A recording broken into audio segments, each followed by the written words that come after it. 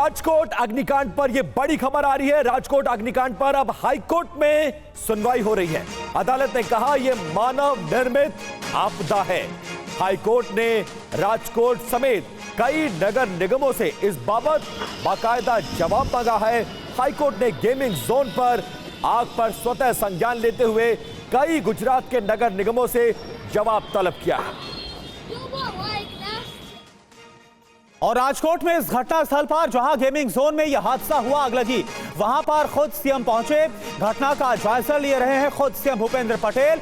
Police प्रशासन की team से भी खुद सीएम भूपेंद्र पटेल बात करते हुए नजर आ रहे हैं। तस्वीर इस वक्त हम आपको दिखा रहे हैं राजकोट में जहां पर यह दुखद हादसा हुआ। 12 बच्चों समेत वो बच्चे जो यहां पर आए थे अपने माता पिता के साथ, जो खेल रहे थे, अचानक से आग लगी और इसके बाद उन बच्चों की मौत हो जाती है। छोटे छोटे बच्चे यहां पर थे। ये तस्वीरें आपको हम दिखा रहे हैं सीएम भूपेंद्र पटेल जो कि घटना वाली जगह पर पहुंचे हैं, पूरी जानकारी वो लेते हुए नजर आ रहे हैं।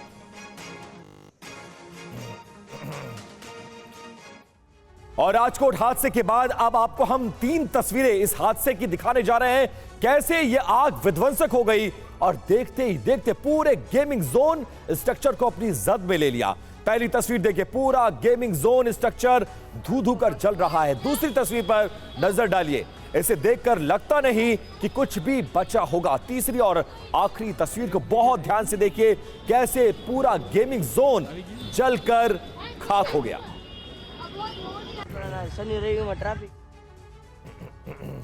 तो राजकोट के टीआरपी गेमिंग जोन में आग आखिर कैसे भड़की, यह आप जान लीजिए, क्योंकि यहां पर भी किस तरह से लापरवाही को अंजाम दिया जा रहा था यह जानना जरूरी है। गेमिंग जोन में रबड़ और रेगजीन का फर्श बनाकर रखा था, इसके बाद बहुत तेजी के साथ यह आग फैली है। जनरेटर के लिए 1500 लीटर डीजल वहां पर स्टोर करके रखा गया था जहां पर बच्चे खेल रहे थे, और बाकायदा गो कार रेसिंग के लिए 1000 लीटर डीजल को रिजर्व करके रखा गया। बिल्डिंग के दौरान जब आग लगी तो उसके बाद आग फैलने का सबसे बड़ा कारण यही बना, गेमिंग जोन में कार ट्रैक के किनारे पर टायर रखे हुए थे और जब आग भड़की है तो उसके बाद आग बहुत तेजी के साथ फैल गई है। और देखिए गेमिंग जोन के शेड में थर्माकोल शीट का इस्तेमाल किया गया था, यानी जो शेड है वो बहुत तेजी के साथ उसने आग पकड़ी और फैलती चली गई। 3 मंजिला स्ट्रक्चर था और इसमें आने जाने के लिए सिर्फ एक सीढ़ी थी, यानी यहां पर भी कैसे घोर लापरवाही थी।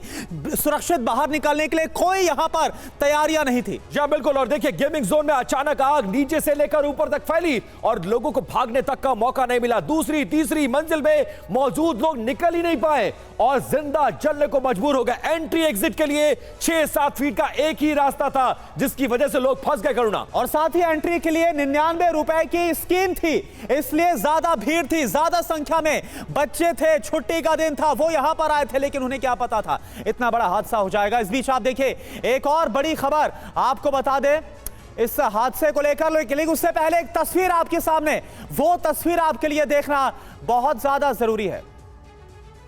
जी बिल्कुल, ये तस्वीरें इतनी भयावह है कि आपके दिल को झंझोर कर रख देंगी। राजकोट का यह अग्निकांड है। पहली तस्वीर, भीषण आग से 28 लोगों की मौत। इस अग्निकांड के बाद बाकायदा इस पूरे मामले में एसआईटी गठित की गई है। एसआईटी ने हादसे की जांच शुरू कर दी है और गृह मंत्री ने घटना का जायजा, हर्ष सांघवी जो कि स्टेट के गृह मंत्री हैं। तो राजकोट अग्निकांड पर सुलगते सवाल क्या है, यह आप देखिए। फायर सेफ्टी लापरवाही के लिए आखिर जिम्मेदार कौन है, यह एक बड़ा सवाल। एंट्री के लिए स्कीम तो भीड़ के लिए बद इंतजामी क्यों की गई, एनओसी नहीं तो गेमिंग जोन चलाने की इजाजत आखिर कैसे मिल गई, क्यों इजाजत मिली? जी बिल्कुल। और 3 मंजिला स्ट्रक्चर मगर इमरजेंसी गेट क्यों नहीं था, एंट्री और एग्जिट का एक ही गेट क्यों था, रिपेयरिंग के बीच में गेमिंग जोन में यह बड़ा आयोजन क्यों किया गया, ये वो तमाम बड़े सवाल हैं जिसके बाद ये लग रहा है कि अगर लापरवाही नहीं बरती गई होती तो शायद यह अग्निकांड नहीं होता। और इस मुद्दे पर गुजरात कांग्रेस के अध्यक्ष और गुजरात के गृह मंत्री का क्या कहना है, आप दोनों बयान सुनिए। हाईकोर्ट ने बार बार कहा है कि फायर सेफ्टी के जो भी प्रावधान करने पड़ते हैं वो नहीं हो रहे हैं गुजरात में, और कीजिए। एक भय मुक्त भ्रष्टाचार हो रहा है गुजरात में। भाजपा की सरकार हफ्ते खाती है और इसलिए जान माल की सुरक्षा की इसे कोई चिंता ही नहीं है। अगर फायर सेफ्टी के पुख्ता प्रावधान होते राजकोट में, उस गेम जोन में, तो बच्चे, जो निर्दोष बच्चे जिनका एक लंबा भविष्य था, उनको अपनी जान नहीं गंवानी पड़ती।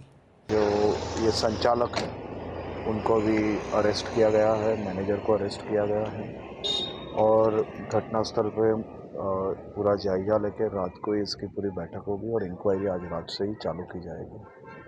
प्रधानमंत्री जी ने स्वयं पूरी घटना की माहिती आदरणीय मुख्यमंत्री जी से ली है और प्रधानमंत्री जी ने भी दुख व्यक्त किया है। साथ ही में ये पूरी जांच निष्पक्ष तरीके से और एकदम सख्त कदम सभी लोगों पे उठाया जाए।